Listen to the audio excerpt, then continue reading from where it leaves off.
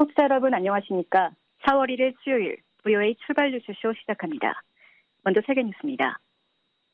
마이크 폼페이오 미 국무장관은 북한 문제에 대해 도널드 트럼프 대통령과 자신은 같은 입장을 유지하고 있다고 강조했습니다.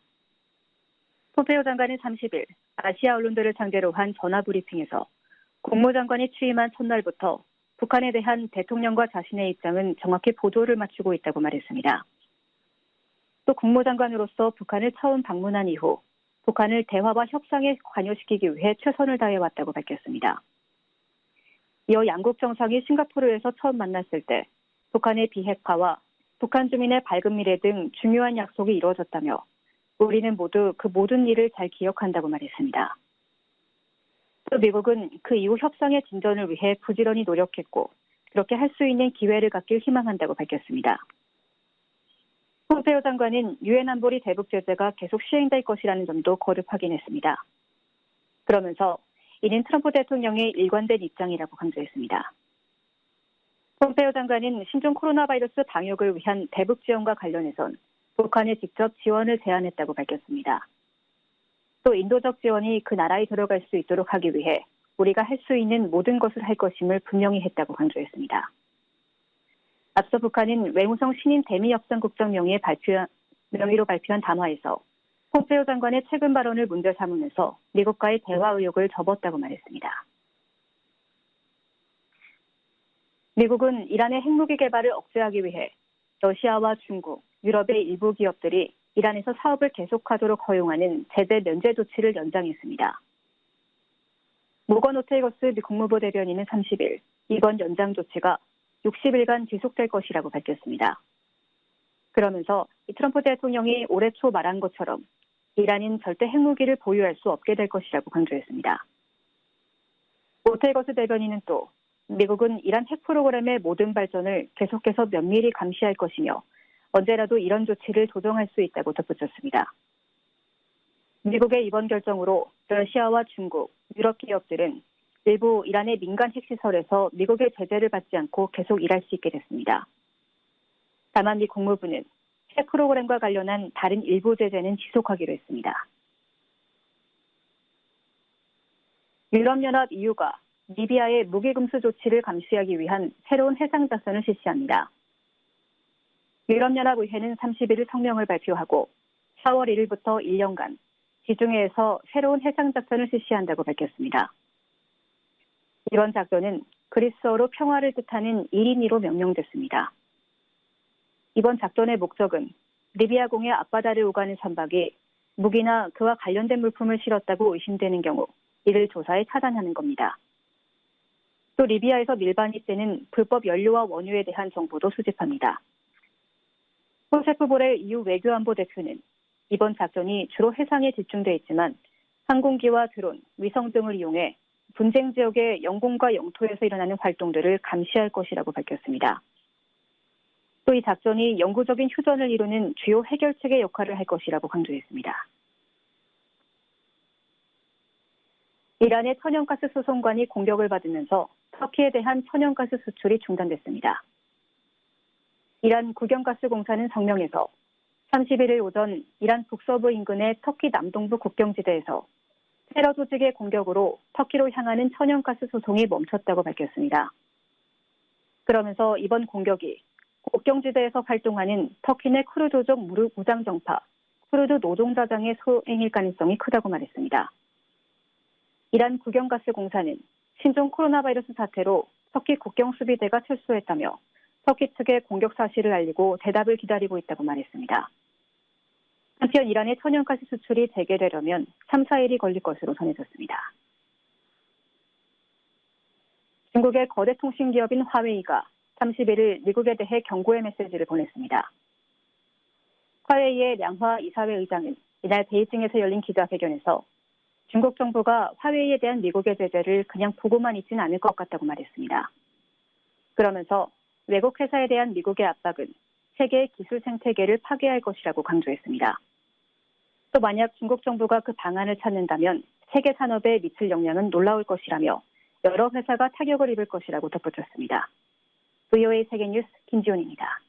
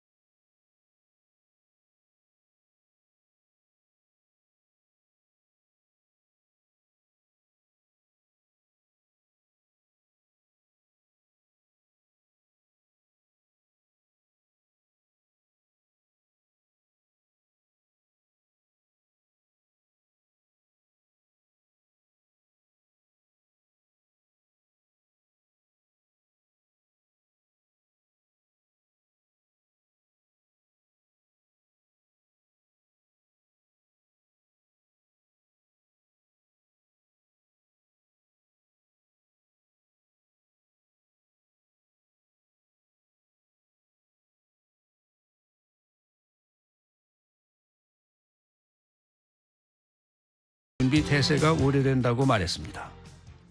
첫 소식입니다. 마이크 폼페오 미 국무장관은 북한 지도부와의 협상이 다시 재개되기를 희망한다고 말했습니다. 또 제재를 계속 유지할 것이라는 점도 분명히 했습니다. 이현철 기자가 보도합니다. 마이크 폼페오 장관은 30일 북한 문제에 대해 도널드 트럼프 대통령과 자신은 같은 입장을 유지하고 있다고 강조했습니다. The president's position on North Korea and mine have been in lockstep since the very first day I became secretary. 폼페오 장관은 이날 아시아 언론들을 상대로 한 전화 브리핑에서 국무장관에 취임한 첫날부터 북한에 대한 대통령과 자신의 입장은 정확히 보조를 맞추고 있다고 말했습니다. 그러면서 국무장관으로서 북한을 처음 방문한 이후 북한을 대화와 협상에 관여시키기 위해 최선을 다해왔다고 밝혔습니다. 이어 두 정상이 싱가포르에서 처음 만났을 때 북한의 비핵화와 북한 주민의 밝은 미래 등 중요한 약속이 이루어졌다며 우리는 모두 그 모든 일을 잘 기억한다고 말했습니다. 폼페오 장관은 미국은 그 이후 협상의 진전을 위해 부지런히 노력했고 그렇게 할 수 있는 기회를 갖기를 희망한다고 밝혔습니다. We have been trying very diligently from the American side since that very day to move forward in those negotiations. 폼페오 장관은 유엔 안보리 대북 제재가 계속 시행될 것이라는 점도 거듭 확인했습니다. 트럼프 대통령은 충분한 진전이 이루어질 때까지 미국의 제재가 아니라 유엔 제재가 계속 유지되고 집행될 것이라는 점을 분명히 하고 있다는 겁니다. 아울러 북한 지도부와 다시 마주 앉고 북한 주민들의 밝은 미래를 향한 길을 계획하기 시작하는 기회를 갖기를 희망한다고 말했습니다. 그러면서 우리가 노력을 시작한 이후 이는 트럼프 대통령의 일관된 입장이라고 강조했습니다. 폼페오 장관은 신종 코로나 바이러스 방역을 위한 대북 지원과 관련해선 북한에 직접 지원을 제안했다고 밝혔습니다. From early on, when it became apparent that the North Koreans were likely to have a challenge, we've offered assistance. 미국은 북한이 도전에 부딪힐 가능성이 있다는 것이 명백해진 초기부터 지원을 제안했다는 설명입니다. 폼페오 장관은 세계 식량은행을 통해서 그리고 직접적으로 지원을 제안했다면서 인도적 지원이 그 나라에 들어갈 수 있도록 하기 위해 우리가 할 수 있는 모든 것을 할 것임을 분명히 했다고 강조했습니다. 이보다 앞서 북한은 이날 외무성 신임 대미협상국장 명의로 발표한 담화에서 폼페오 장관의 최근 발언을 문제 삼으면서 미국과의 대화 의욕을 접었다고 말했습니다. 또 미국이 그처럼 제창하는 대화 재개도 결국은 우리가 가는 길을 멈춰 세워보려는 유인책에 불과하다는 것이라고 주장했습니다. 그러면서 미국 대통령이 자기에게 유리한 시간과 환경을 벌기 위해 유인책으로 꺼내든 대화 간판은 국무장관의 망발로 심히 훼손됐다고 말했습니다. BOA 뉴스 이현철입니다. 미국의 전문가들은 북한이 이번 담화를 통해 하노이 정상회담 이후 유지해온 입장을 재확인한 것으로 분석했습니다. 또 신임 대미 협상국장이란 직함을 공개해 미국의 정책 변화에 따라 대화에 나설 수 있음을 시사했다고 밝혔습니다. 김카니 기자가 취재했습니다.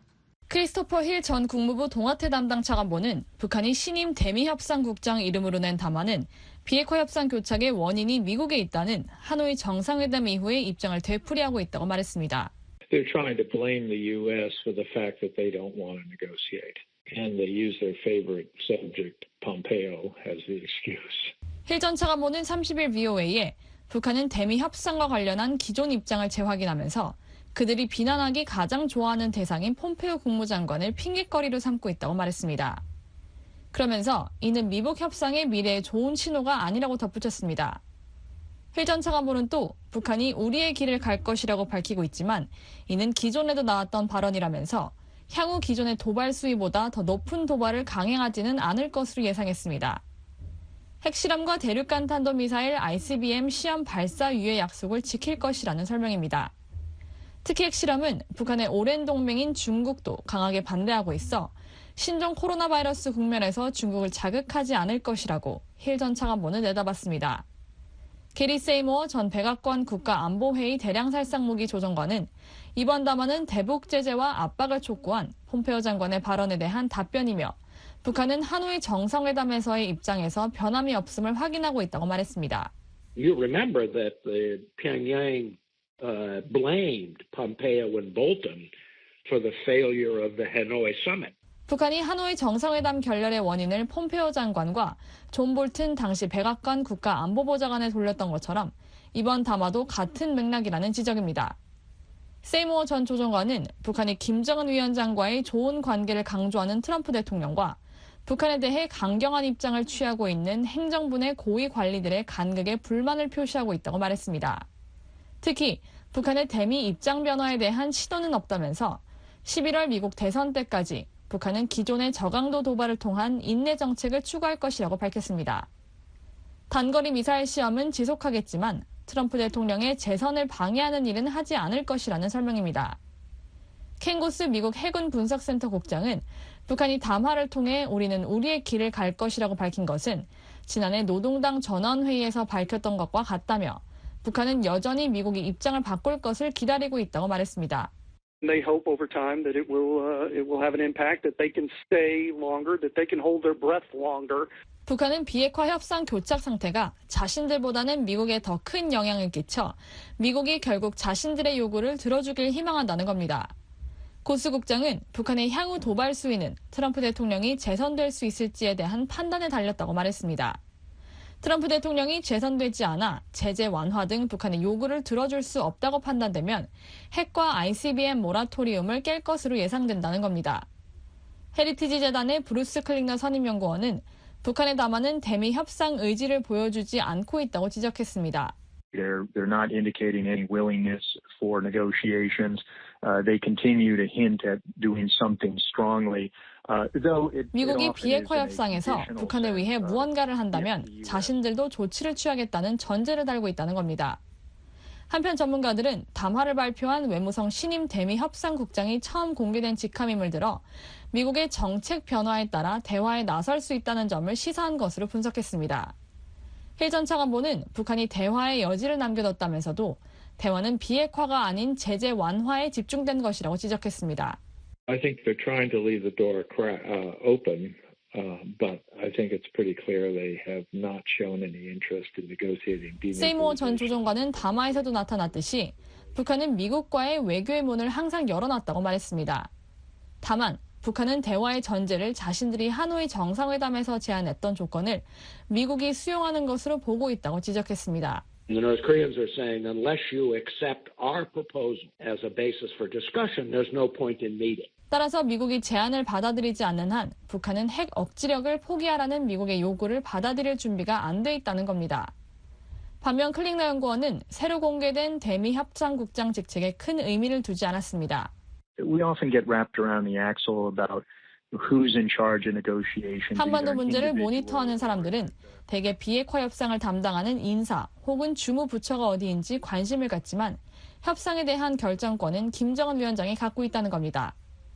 따라서 담화의 주체에 주목하기보다는 김 위원장이 핵을 포기할 의사가 있는지 그리고 협상에 진지하게 임할지가 관건이라고 클링너 연구원은 밝혔습니다. VOA 뉴스 김칸입니다.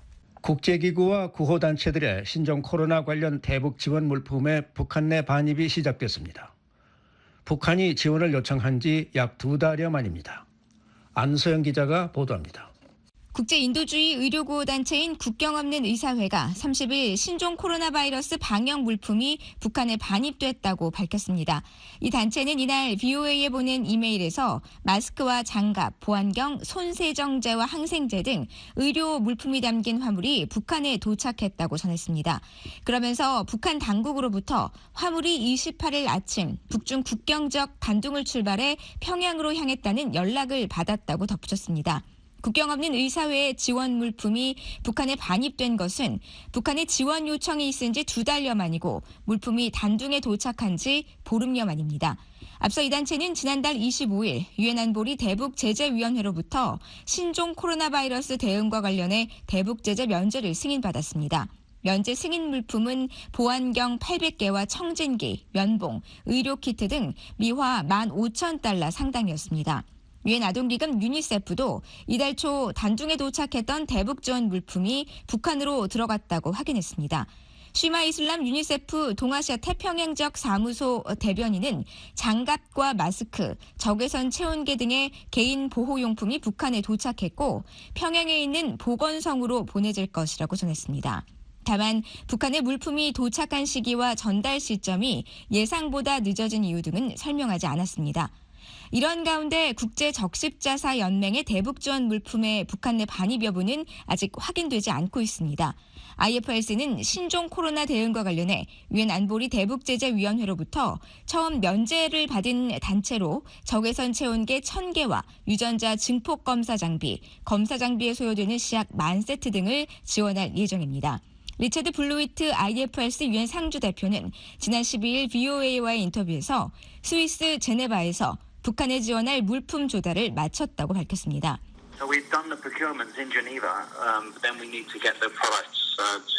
그러면서 얼마나 신속하게 국경을 통과하느냐가 문제라고 설명했었습니다.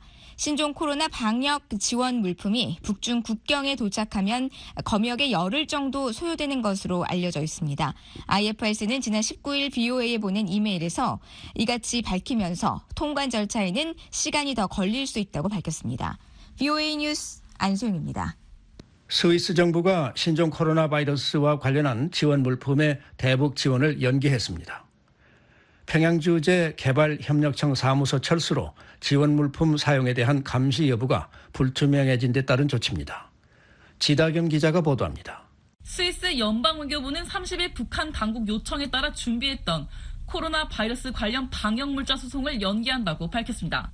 스위스 외교부는 이날 VOA에 보낸 이메일에서 북한 당국이 이웃 중국에서 코로나 전염병이 발생한 직후 스위스 외교부 산하 개발협력청에 도움을 요청했다고 밝혔습니다. 북한 당국이 보건시설 소독을 위해 스위스의 염소 생산 장비와 발전기, 보호장비 등의 지원을 요청했다는 겁니다.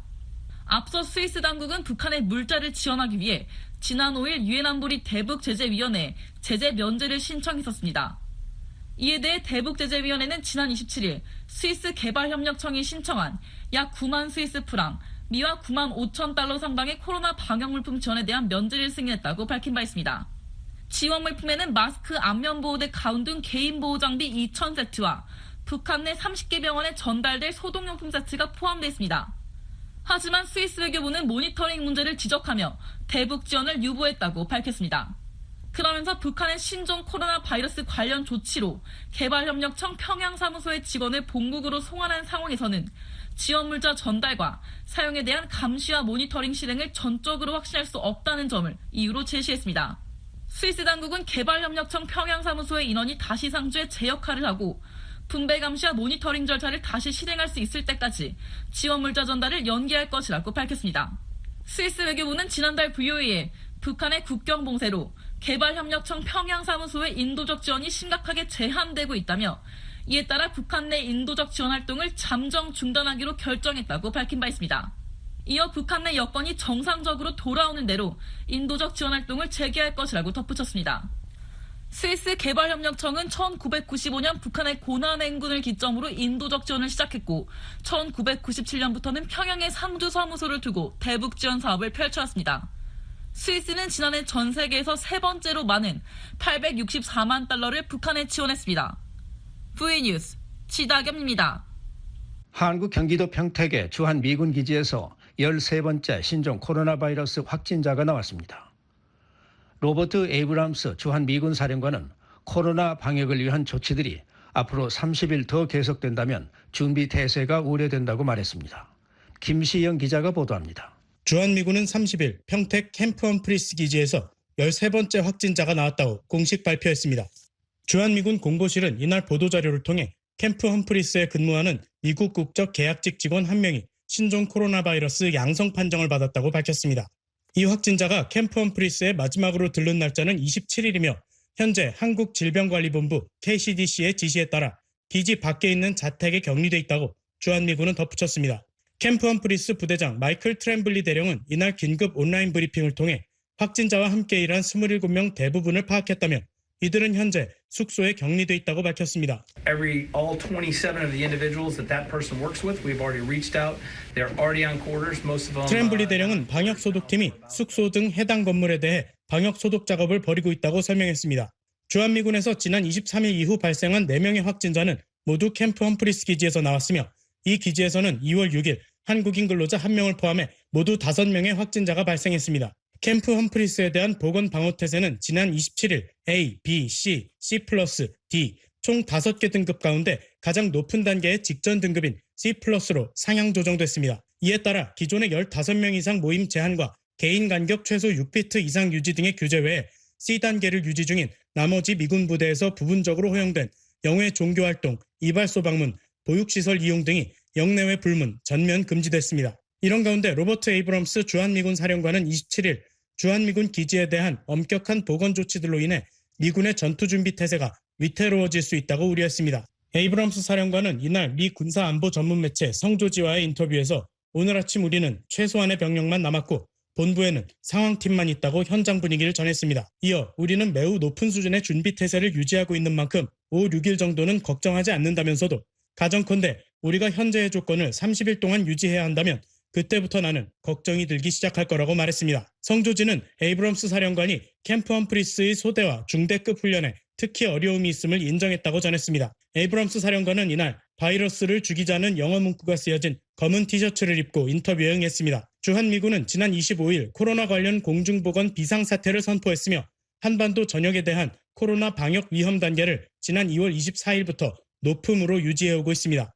VOA 뉴스 김시영입니다. 러시아 정부는 지난 연말 현재 러시아에서 취업 비자를 갖고 일하는 북한인은 없다고 밝혔습니다. 다만 신종 코로나 바이러스 사태로 국경이 봉쇄되면서 약 500명의 북한 노동자가 돌아가지 못하고 있다고 전했습니다. 지다겸 기자가 보도합니다. 러시아 정부는 지난 20일 유엔 안보리 대북제재위원회에 제출한 이행 보고서에서 자국 내 안보리 제재를 위반하는 북한 노동자는 한 명도 없다고 밝혔습니다. 지난해 12월 20일 이후 러시아에서 유효한 노동허가증을 갖고 소득을 창출하는 북한 국적 노동자는 없다는 설명입니다. 유엔 안보리 대북결의 23975파랑은 채택일로부터 24개월이 되는 시점인 지난해 12월 22일까지 북한 노동자 전원을 송환하도록 명시했습니다. 러시아는 이번 이행 보고서에서 안보리 결의에 따른 국제적 의무를 완전하고 철저하게 준수했다고 밝힌 겁니다. 하지만 러시아 정부는 지난해 12월 22일 당시 취업비자로 러시아에 입국했던 1,003명의 북한인이 남아있었다면서 이들 중 일부는 국경 봉쇄로 아직 돌아가지 못했다고 밝혔습니다. 다만 이들의 노동허가서가 12월 22일을 기점으로 더는 유효하지 않다며 제재 위반이 아니라고 주장했습니다. 북한이 신종 코로나 바이러스 차단을 위해 일방적으로 다른 나라들과의 운송망을 중지했고 이 때문에 취업비자로 입국한 북한인 중 일부가 돌아가지 못했다는 겁니다. 그러면서 3월 12일 현재 아직 러시아 영토에 거주하는 북한인은 511명이라고 밝혔습니다. 한편 국제사회 일각에서는 러시아가 안보리 제재를 우회해 북한 노동자를 계속 고용하고 있다는 지적이 제기되었습니다. 미 국무부는 이날 공개한 국가별 인권 연례 보고서에서 러시아가 북한 국적자들에게 전년보다 5배 이상 많은 관광학습 비자를 발급해주고 있는 것으로 알려졌다고 지적한 바 있습니다. 이 비자들은 러시아가 북한 노동자를 고용하는 우회 수단으로 활용되고 있음을 강하게 암시한다고 국무부는 밝혔습니다. 러시아 내무부가 올해 1월 발표한 자료에 따르면 러시아는 지난 한 해 북한인들에게 16,613건의 관광 비자와 1,345건의 학생 비자를 발급했습니다. VOA 뉴스 지다겸입니다. 북한이 신종 코로나 바이러스 유입을 차단하기 위해 국경을 전면 봉쇄한 지 2달이 됐습니다. 장기간 국경 봉쇄로 북중 교역이 차질을 빚으면서 북한 경제가 적지 않은 타격을 받고 있는 가운데 일각에선 봉쇄 조치가 최근 완화되고 있다는 관측이 나오고 있습니다. 박형주 기자가 보도합니다. 북한은 지난 1월 말 중국에서 신종 코로나 바이러스가 확산하자 육해공 국경 전면 봉쇄라는 고강도 조치를 취했습니다. 북한 당국은 공식적으로 2개월째 이 같은 봉쇄 조치를 유지하고 있지만 최근 들어 그 같은 조치가 일부 완화되고 있다는 관측이 제기됐습니다. 일본 아사히 신문은 30일 복수의 현지 관계자를 인용해 북중 국경 일부 지역에서 트럭이 북한으로 들어가는 모습이 여러 차례 확인됐다며 북한이 봉쇄 조치를 일부 풀고 있다고 보도했습니다. 또 3월 말부터는 외부와의 인적 접촉을 최대한 줄이는 범위에서 대중국 해운 규제도 완화할 방침이라고 전했습니다. 이 신문은 이런 움직임이 오는 4월 15일 김일성 주석의 생일인 태양절 행사 준비를 위한 물자 반입이나 생활용품 가격 급등으로 주민 불만이 커진 데 따른 것이라고 분석했습니다. 일부 언론은 국경 봉쇄 이후 장마당 쌀값이 25% 이상 급등했다고 보도한 바 있습니다. 장마당의 정확한 물가 추이는 확인할 수 없지만 코로나 사태 이후 북중 교역 감소는 수치로도 나타나고 있습니다. 중국 해관 총서에 따르면 1월에서 2월 북한의 대중 수입액은 전년보다 23%, 대중 수출액은 72% 이상 떨어졌습니다. 여기에 3월 지표까지 더해진다면 국경 봉쇄 장기화로 인한 북한의 경제적 손실 규모는 더욱 늘어날 것으로 보입니다. 국경 봉쇄 이후 북중 정부 간 공식적인 왕래는 눈에 띄게 줄었지만 코로나 대응을 비롯해 양국 간 소통과 모종의 협력은 이루어지고 있는 것으로 보입니다. 김정은 위원장은 국경 봉쇄 조치의 즈음에 시진핑 중국 국가주석에게 코로나 사태와 관련해 위문 서한을 보내고 당 차원의 지원금을 중국 측에 전달했습니다. 중국은 이후 북한의 국경 봉쇄 조치와 관련해 코로나 대응 여건이 열악한 국가들의 여행 제한 조치 등을 이해한다는 입장을 밝힌 바 있습니다. 또 장쥔 유엔 주재 중국 대사는 지난 2일 유엔 기자회견에서 북한이 코로나로 인해 악영향을 받고 있다면서 대북 제재를 완화해야 한다고 주장했습니다. 이어 지난 25일에는 북한, 러시아, 이란 등 7개국과 함께 제재가 해당 국가들의 코로나 대응 노력을 저해한다며 제재 해제를 요구하는 공동서한을 유엔 사무총장에게 발송하기도 했습니다. 그런가 하면 중국 정부는 코로나 바이러스 역유입을 막기 위해 28일을 기해 외국인의 입국을 일시 중단한 가운데 북한에 대해선 사전 승인한 인원에 한해 임시 통관 증명서를 발급하기로 한 것으로 전해졌습니다. 스팀슨 센터 윤순 중국 담당 국장은 30일 VOA에 중국 정부는 최근 외국에서 들어온 사람들에 의한 감염 사례에 대해 우려하고 있다면서 가까운 미래에 북중 국경이 정상화되기는 어려울 것이라고 말했습니다. 하지만 코로나 바이러스가 양국 모두에서 완전히 통제된 상황이라고 판단하면 중국의 대북 지원 등 양국의 협력 강화 구상은 약속대로 진행될 것으로 전망했습니다. 이런 가운데 북중 무역의 거점인 신의주와 단둥간 연결로를 정비하는 움직임도 최근 포착돼 교역 재개를 위한 준비와 연관된 것인지 여부도 주목됩니다. 또 인공위성 사진 서비스 플래닛랩스가 촬영한 24일자 신의주 일대 위성 사진에는 신압록강 대교의 북쪽 연결도로 옆 논밭에 큰 굴작 공사가 이루어진 모습이 확인됐습니다. 신압록강 대교는 지난 2014년에 완공됐고 지난해 6월 시진핑 중국 국가주석의 평양 방문 시에 양국 정상이 개통에 합의한 것으로 알려졌습니다. VOA 뉴스 박형수입니다. 영국 외교부가 북한 인권 상황에 대해 계속해서 깊이 우려하고 있다고 밝혔습니다. 국제사회가 북한의 반인도 범죄에 대응할 책임이 있다고 강조했습니다. 김영교 기자가 보도합니다. 영국 외교부는 27일 북한의 인권 상황에 계속 깊이 우려하고 있다고 밝혔습니다. 타리크 아마드 외교부 부장관은 유엔 인권이사회가 지난 10일 북한 정부가 반인도 범죄에 대한 책임이 있을 수 있다는 성명을 내놓은 것과 관련한 입장을 묻는 데이비드 엘튼 상원의원의 질의에 대한 서면 답변에서 이같이 말했습니다. 아마드 부장관은 2014년 유엔 북한인권조사위원회 COI 보고서가 결론 내린 것처럼 반인도 범죄에 해당할 수 있는 북한 내 인권 침해에 대해 국제사회가 대응할 책임이 있다고 강조했습니다. 영국은 가장 심각한 국제범죄에 대해서 반드시 처벌이 있어야 한다는 원칙을 지키고 있다는 겁니다. 아마드 부장관은 북한은 국제형사재판소 ICC 당사국이 아니기 때문에 북한 상황을 ICC에 회부하는 건 오직 유엔 안전보장이사회를 통해서만 가능하다고 설명했습니다. 그러면서 영국은 유엔 안보리에서 매년 북한의 인권 문제에 대한 토론이 이루어지는 것을 지지한다고 강조했습니다. 또 앞서 이달 유엔 인권이사에 제출된 결의안이 북한의 책임을 묻기 위한 신뢰성 있는 틀을 만들어가기 위한 기반을 제공했다는 사실을 환영한다고 덧붙였습니다. VOA 뉴스 김영교입니다. 미국과 한국 등 국제사회에서 북한의 자유와 인권운동을 주도했던 손인식 목사가 별세했습니다. 탈북민 사회는 손 목사가 북한 주민과 탈북민들에게 아버지 같은 존재였다며 애도를 표시하고 있습니다. 김영권 기자가 취재했습니다. 국제한인 북한 선교 기도단체인 그날까지 선교연합은 28일 이 단체 국제대표인 손인식 목사가 이날 새벽 소천했다고 발표했습니다.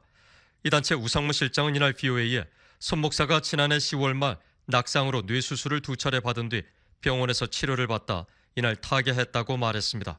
지난 한 2주 전부터 코로나 때문에 그 병원도 가족도 들어가지를 못하고 목사님 혼자 계셨어요. 병원 안에.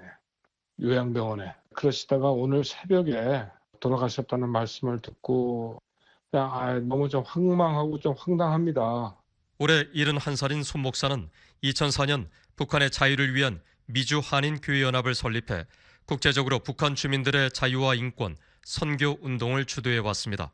특히 미국 내 한인 기독교인들과 대대적인 캠페인을 펼쳐 미국 의회가 2004년 북한 인권 법안과 2013년 북한 어린이 복지 법안 등 인권 관련 법안을 채택하는 데 큰 기여를 했다는 평가를 받고 있습니다.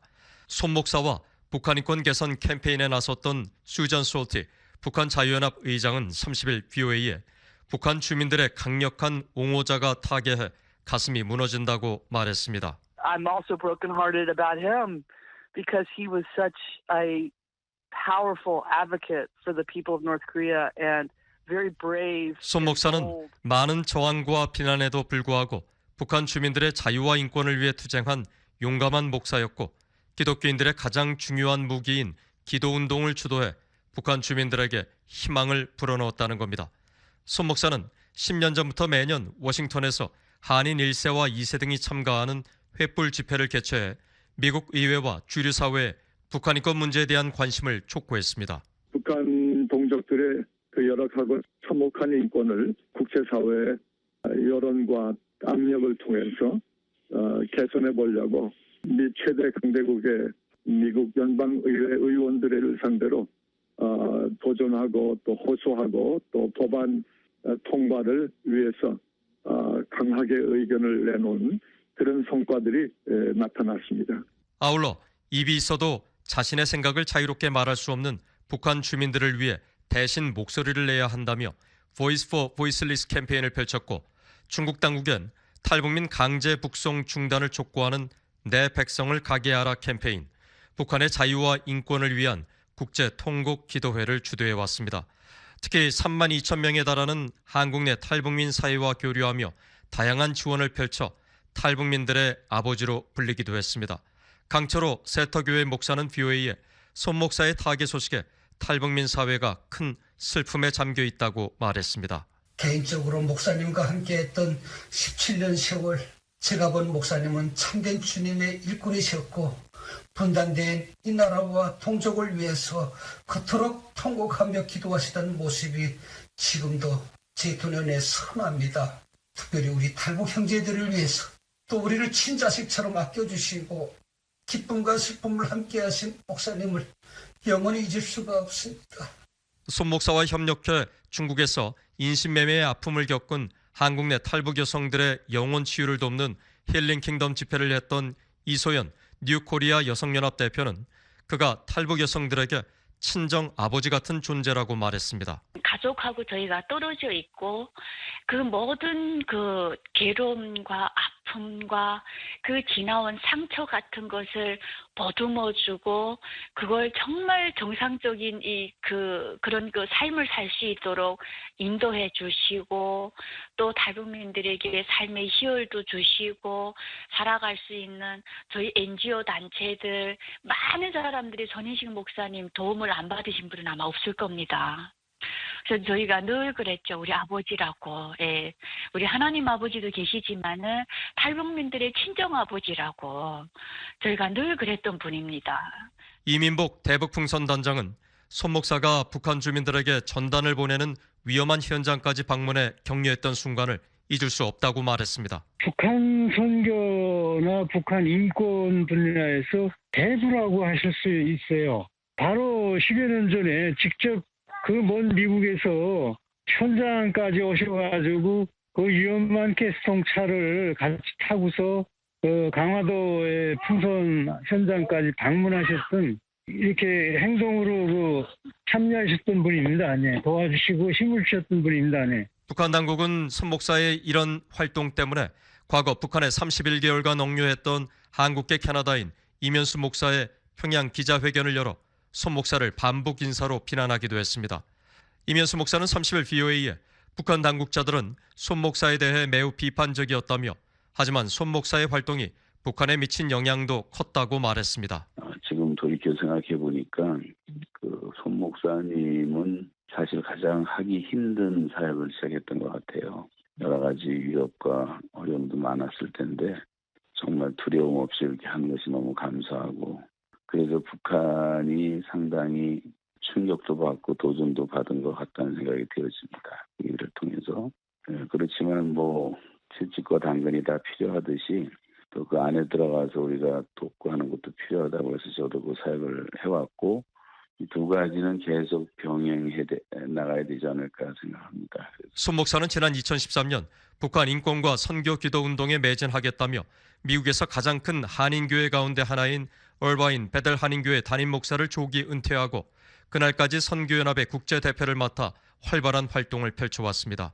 손 목사는 과거 VOA와의 인터뷰 때마다 북한 주민들에게 희망을 잃지 말라는 말을 강조했습니다. 여러분의 그 고통을 외부에서 지금 점점 더 알게 되고 외부 세계가 여러분들의 참혹한 그 고난과 고통당하는 것, 죽임당하는 것을 좌시하지 않고 계속 세계 여론을 확대하면서 결국은 평양과 북한의 문이 열리도록 최선을 다하고 있다고 하는 거. 그래서 여러분이 조금만 더 참아주시고 더 용기를 가지고 인내를 가지고 참아주십시오. 그날이 곧 오고 있습니다. BA뉴스 김영권입니다. 신종 코로나 바이러스 감염증 사태가 한국 내 탈북 청소년들의 삶을 더욱 궁지로 몰아넣고 있습니다. 탈북 청소년들이 교육으로부터 소외될 수 있다는 걱정과 함께 탈북 과정에서 박힌 마음의 상처가 더 깊어질 것을 우려하는 목소리가 나오고 있습니다. 서울에서 김환영 기자가 보도합니다. 서울 도심의 남산에 자리한 여명학교는 70여 명의 탈북 청소년들이 어렵사리 꿈을 갖고 가는 보금자리입니다. 하지만 신종 코로나 바이러스 감염증 사태가 장기화하면서 이들의 시련도 한층 커지고 있습니다. 지난 2004년 문을 열어 현재 고교 학력 인가를 받은 대안학교인 여명학교는 한국 내 다른 일반 학교와 마찬가지로 신종 코로나 바이러스 사태로 한 달 이상 새 학기에 문을 열지 못하고 있습니다. 감염증 확산을 막기 위해 한국 정부가 사회적 거리두기 정책 차원에서 모든 초, 중, 고교의 개학을 연기한 때문입니다.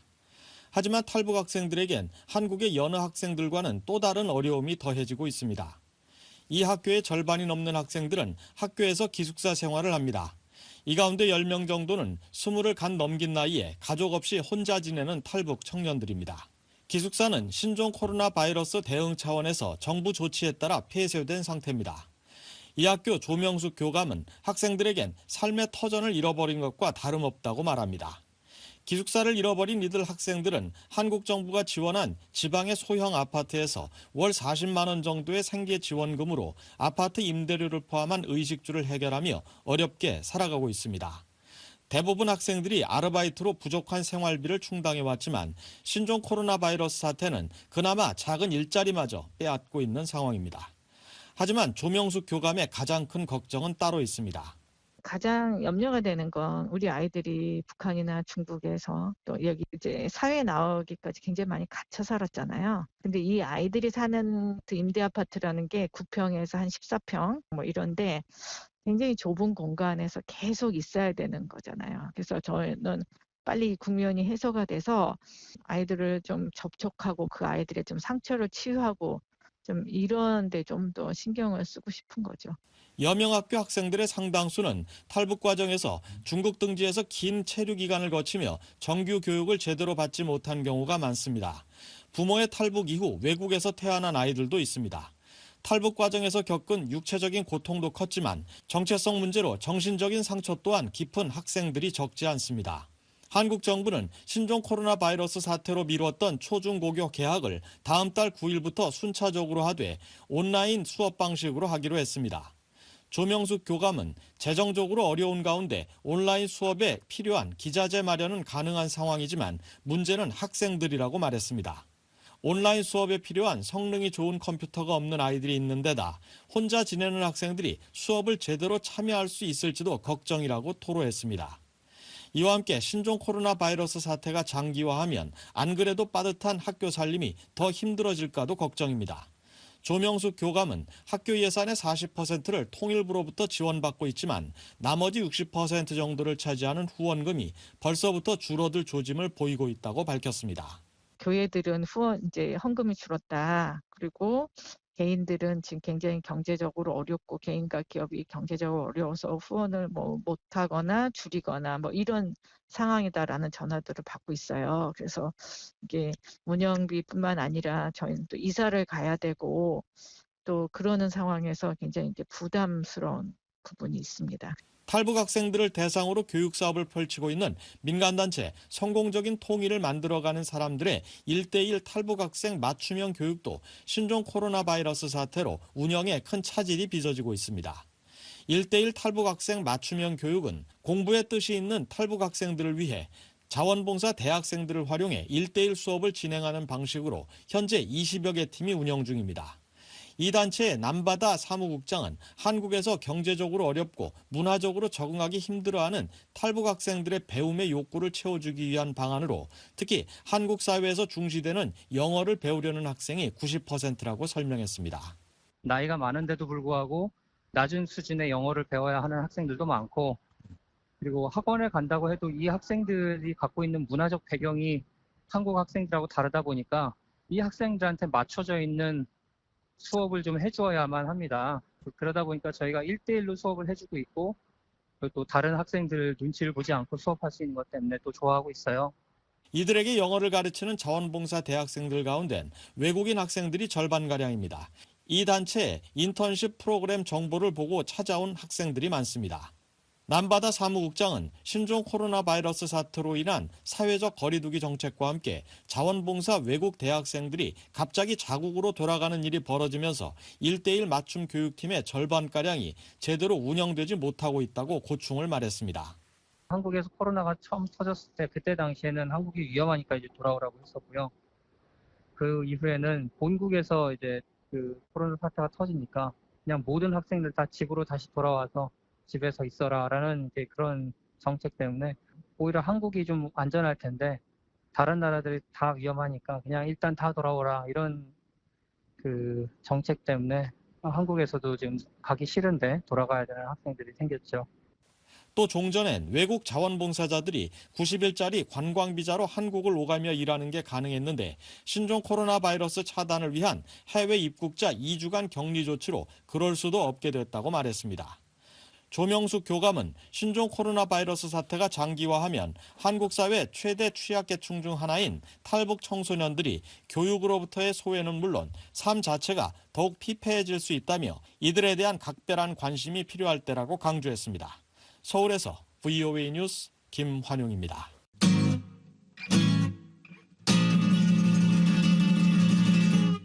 This land is your land. This land is my land. From California, well to the New York Island. Yeah. Now from the 자유와 민주주의 나라 미국에서 살고 있는 탈북민들의 사연을 소개해드리는 미국 내 탈북자 이야기 희망을 일구는 사람들 시간입니다. 지난주부터 미국 중서부 일리노이주 시카고에서 살고 있는 40대 탈북 남성 존 김 씨의 사연을 소개해드리고 있는데요. 존 김 씨의 두 번째 이야기 장량희 기자가 전해드립니다.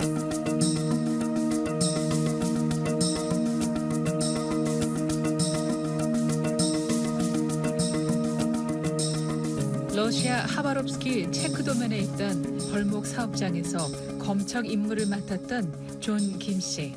러시아 드림을 안고 왔지만 임금을 제대로 받지 못하고 저녁마다 건설 현장에서 따로 일하면서 번 돈까지 빼앗기면서 당국에 불만이 생겼습니다. 수년간 김 씨의 돈을 받아온 보위부 지도원과의 인연으로 대표부 건설 중대에서도 일할 기회를 얻었던 김 씨. 도움을 청했던 사람들의 부탁을 뿌리치지 못한 것이 화근이 돼 체포당할 위기에 빠지게 됩니다. 그래서 어느 날 지금 그때가 99년도 10월이에요. 일 끝나고 집에 들어갔는데 대표부에 저를 좀 체포하려고 갔다는 겁니다. 러시아 경찰하고 안전부 보이스던들이. 그래서 저는 거기서 신발을 구식의 신발 진짜 제 신발도 못 신고 동복을 걸치고 뗐어요. 저 잡히는 것도 좀 그렇지만 지금 5명이 지금 저기 숨어 있어요. 그 다음부터 저희 지금 방황이 시작돼요. 건설 중대장은 김 씨의 행적을 찾아다녔습니다. 살얼음판을 걷는 듯한 긴장과 압박감이 극에 달한 상황에서 김 씨와 함께 도망 다니던 사람들 사이에 불화도 잦았습니다. 근데 또 우리 사람들이 숨어 다니는데 러시아 경찰이 계속 잡힙니다. 잡히면 돈 주고 잡히면 돈 주고 하는데 그 돈이 안 되거든요. 겨울에. 그래서 또 싸움을 합니다. 잡히면 너 때문에 잡혔다 뭐 이러면 싸움까지 해요. 좀 집단이라는 게 그렇습니다. 그래서 저는 독립으로 하겠다고 나왔어요. 그 대우 속에서 너네끼리 살아라. 난 나오겠다. 그리고 나와서 저는 독립적으로 일했어요. 그래서 제가 일을 하다가 계속 건설하신 거예요? 건설을 했죠. 그래서 어느 큰 식당 이렇게 건설하는데 그래서 일했어요. 당시 존 김 씨는 현지 러시아인 가족의 도움을 받으며 살았습니다. 사실상 가족과 다름없이 지냈던 러시아인 가족. 김 씨는 오갈 데 없는 자신을 돌봐주는 기독교인 러시아 여성, 지금의 아내와 남다른 인연을 갖게 됐습니다. 그러니까 제가 돈 받을 데 없거든요. 저는 쌀 사 먹으려도 바깥에 나갈 수가 없습니다. 근데 러시아에 그 맞지 않은 빵 먹고 산다는 것도 말이 아니죠. 그래서 우리 와이프한테 연락해서 쌀 사다 먹고 이렇게 했어요. 약도 사 먹어야 되는데 약도 못 가잖아요. 우리 와이프가 사가지고. 그러던 어느 날 김 씨는 한국으로 갈 수 있다는 말을 듣게 됩니다. 어느 날에 3월이 지금 거의 말이 돼가는 때에 저희 친구가 그 소박에 있는 친구가 하나 와서 지금 속초에서 배가 지금 동춘호라는 배가 지금 첫 백두산 관광으로 들어온다는 겁니다. 러시아에 가면 자르비나라고 있어요. 그 배를 거기 와서 지금 한국 분들이 백두산 관광 많이 다녔어요. 그때 당시. 그래 그 첫 배가 들어오는데 저보고 한국 가자는 겁니다. 그래서 그 친구가 야, 다 말했는데 안 간뒤 너를 믿고 왔다는 겁니다. 그 말에 제가 이 마음이 넘어간 거예요. 너 나를 믿고 왔다는데. 그래서 저희 와이프를 데리고 그 자르비나라는 항이 어딘지도 몰라요. 그래서 무조건 2000년 4월 한국 속초에서 출발해 러시아 자르비나 항을 거쳐 백두산을 관광하는 여행 상품이 등장해 화제가 됐었는데요. 김 씨는 친구의 권유를 만류하지 못해 한국에서 들어오는 배를 탈 계획을 세우게 됩니다. 기차를 타려면 그냥 못 타거든요. 차장한테 돈을 배를 주고 그리고 차장칼이 타고 블라디보스토크는 제가 한번 가봐서 또 생소하지 않아가지고 갔어요. 그래 갔는데 그 간 곳이 바로 저희 와이프 다른 오빠가 또 거기 있어요. 그래서 돈 받으러 거기 갔어요. 가니까 나 누구도 몰라요. 자르비나 항을. 거기 사는 사람도. 그래서 물어보니까 사직이 물어보니까 거기 저희 와이프 오빠가 그 당시 차 파킹장 경비를 서댔어요. 그래 오는 사람한테 다 물어봤어요. 자르비나 어딘가고. 그러니까 누가 안다고 대줍니다. 그러니까 시간이 저희들은 촉박한 거예요. 4월 9일 날이 지금 배가 들어오는데. 블라디보스토크에서 자르비노 항까지 쉽지 않은 여정을 마치고 동춘호 선장에게 접근한 김 씨와 친구. 500명이 타고 왔습니다. 500명하고 너희 3명은 못 바꾼다는 겁니다. 딱 자르더라고요, 선장이. 그래 나오고 다시 블라디보스토크 갔어요. 이제는 여기서 준비하고 뭐 방법을 찾자. 그래서 일거리를 찾고 왔다 갔다 하다가 그해 12월 29일 날에 저 친구가 같이 일했는데 친구가 그럽니다. 배가 또 들어오는데 자기 가겠다는 겁니다. 결국 함께 가자던 친구는 동춘호의 밀항에 한국으로 가게 됐고 김 씨는 당시 아내가 출산한 지 얼마 되지 않은 상황에서 한국으로 가게 되면 북한에 있는 가족에게 제재가 가해질 거라는 말이 마음에 걸려 한국행을 접게 됩니다. 1995년 러시아에 처음 발을 디딘 지 5년이 되던 해였습니다. 자신을 도와준 러시아 여성의 영향으로 기독교인이 됩니다. 그래서 시간이 많이 흘렀죠. 그래서 그림의 나라를 재건하기 위해서 푸틴 대통령이 각 주마다 자기가 믿는 사람들로 해서 그룹바를 내보냈어요. 나라 이 구역별로 이렇게 잘 해서 질서를 잡느라고. 그래서 그걸 우리 와이프가 어떻게 알고 거기 갔어요. 우리 남편이 이런 북한 사람인데 이제 아이가 서인데 주면서 이렇게 힘들게 살고 있다고 그래서 주면서를 해달라고. 자신의 아이를 낳고 살았던 러시아 여성은 이민국에 남편이 합법적인 신분으로 살아갈 수 있도록 난민 자격 신청을 하게 됩니다. 한 달이 지났습니다. 그래서 나 들어온 걸 다 이렇게 써달라 해서 제가 언제 러시아에 들어가고 어디서 생활해가 다 써서 줬어요. 그 한 달 만에 이민국에서 연락이 왔습니다. 인터뷰하겠다고. 그래서 가서 인터뷰 다 했어요. 하니까 제가 거기서 처음으로 난민증 받았습니다. 러시아에서 해주는 난민. 네, 2006년이죠. 그래서 난민증을 받았습니다. 북한을 떠난 지 11년 만에 러시아 난민, 더 이상 도망을 다니지 않아도 되는 떳떳한 신분을 얻게 됐습니다. 난민증을 받고 제가 결혼식을 했어요. 교회에서. 그래서 저 사진이 다 그래서 그 결혼식 그때 한 겁니다.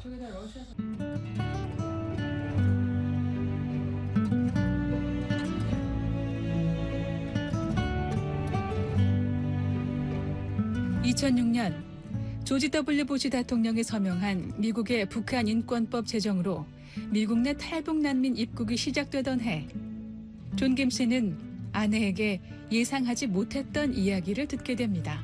와이프가 어느 날에 수련회 갔어요. 한국에서 대학생 수련회 갔는데 한국에서 온 대학생들 수련회가 있어서 기도하는데 하나님께서 그러더래요. 너희는 공부해가지고 미국 가서 공부해가지고 선교를 하라고 그러더랍니다. 그러면 막 우리 와이프가 기도하는데 그 전에도 저희가 기도를 했어요. 새벽마다 가서 하나님 앞으로 어떻게 했으면 좋겠습니다.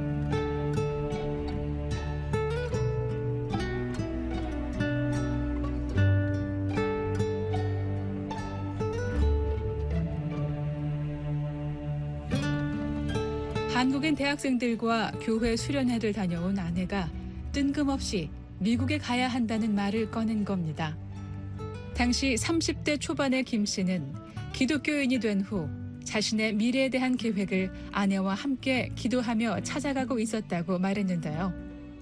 아내의 말에 왠지 답을 찾은 것만 같았던 존 김 씨는 미국행을 결정하고 블라디보스토크에 있는 미국 총영사관을 찾아갑니다. 네, 미국에 좀 보내달라 그랬죠. 그러니까 왜 미국 가려고 하냐. 난 이거 하나님 믿고 은혜를 받았는데 공부하라 그런다. 그러니까 난 난민대표부 전화번호를 주더라고요. 그래서 저를 난민대표부에 전화했습니다. 그러니까 처음에는 한국분이 받던 게 전화를 또 끊고 다른 러시아 사람 전화 줍니다. 그래서 그분하고 통화했는데 왜 한국에 가면 돈도 주고 집도 주는데 한국에 안 가냐? 라고 그러더라고요. 나는 하나님 은혜를 받고 공부하라 그러는데 미국에 가려고 그런다. 그러니까 나 알겠다고 전화 또 끊었습니다. 집 주소라면 대달래서 다 줬죠. 한 달 만에 비행기 편이 왔습니다. 가족이다. 한 달 만에.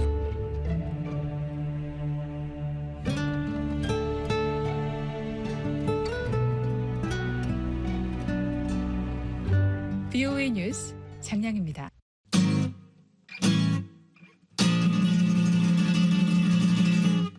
This land is your land. This land is my land. From California, well to the New York Island. Yeah. 자유와 민주주의 나라 미국에서 살고 있는 탈북민들의 사연을 소개해드리는 미국 내 탈북자 이야기 희망을 일구는 사람들. 존 김 씨의 사연은 다음 주에도 계속됩니다. 잠시 뒤 VOA 세계 뉴스가 이어집니다. 이상으로 VOA 출발 뉴스쇼를 마칩니다.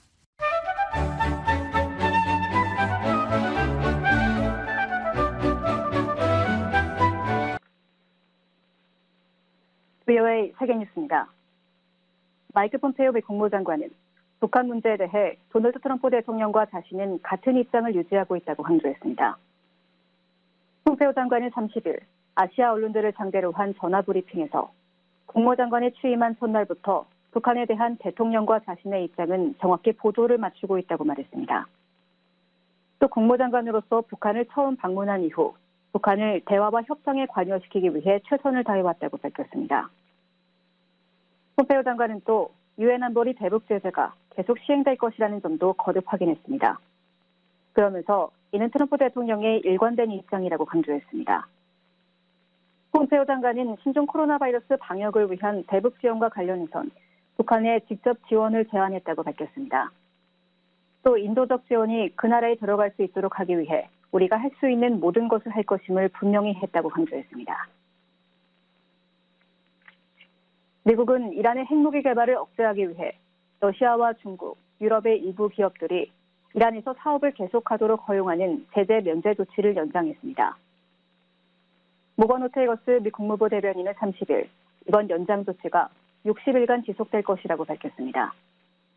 그러면서 트럼프 대통령이 올해 초 말한 것처럼 이란은 절대 핵무기를 보유할 수 없게 될 것이라고 강조했습니다.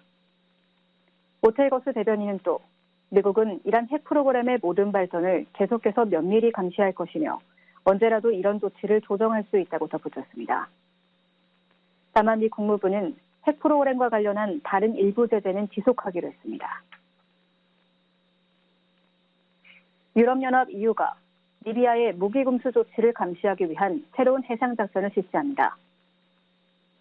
유럽연합의회는 31일 성명을 발표하고 4월 1일부터 1년간 지중해에서 새로운 해상 작전을 실시한다고 밝혔습니다. 이번 작전은 그리스어로 평화를 뜻하는 1인 2로 명명됐습니다. 이번 작전의 목적은 리비아 공해 앞바다를 오가는 선박이 무기나 그와 관련된 물품을 실었다고 의심되는 경우 이를 조사해 차단하는 겁니다. 또 리비아에서 밀반입되는 불법 연료와 원유에 대한 정보도 수집합니다. 호세프 보렐 EU 외교안보 대표는 이번 작전이 주로 해상에 집중돼 있지만 항공기와 드론, 위성 등을 이용해 분쟁 지역의 영공과 영토에서 일어나는 활동들을 감시할 것이라고 밝혔습니다. 또 이 작전이 영구적인 휴전을 이루는 주요 해결책의 역할을 할 것이라고 강조했습니다. 이란의 천연가스 수송관이 공격을 받으면서 터키에 대한 천연가스 수출이 중단됐습니다. 이란 국영가스공사는 성명에서 31일 오전 이란 북서부 인근의 터키 남동부 국경지대에서 테러 조직의 공격으로 터키로 향하는 천연가스 수송이 멈췄다고 밝혔습니다. 그러면서 이번 공격이 국경지대에서 활동하는 터키 내 쿠르드족 무장정파, 쿠르드 노동자당의 소행일 가능성이 크다고 말했습니다. 이란 국영가스공사는 신종 코로나 바이러스 사태로 터키 국경수비대가 철수했다며 터키 측에 공격 사실을 알리고 대답을 기다리고 있다고 말했습니다. 한편 이란의 천연가스 수출이 재개되려면 3, 4일이 걸릴 것으로 전해졌습니다. 중국의 거대 통신기업인 화웨이가 31일 미국에 대해 경고의 메시지를 보냈습니다. 화웨이의 량화 이사회 의장은 이날 베이징에서 열린 기자회견에서 중국 정부가 화웨이에 대한 미국의 제재를 그냥 보고만 있지는 않을 것 같다고 말했습니다. 그러면서 외국 회사에 대한 미국의 압박은 세계의 기술 생태계를 파괴할 것이라고 강조했습니다. 또 만약 중국 정부가 그 방안을 찾는다면 세계 산업에 미칠 영향은 놀라울 것이라며 여러 회사가 타격을 입을 것이라고 덧붙였습니다. 일본 해상자위대 구속 구축함과 중국 어선이 동중국해에서 충돌했습니다.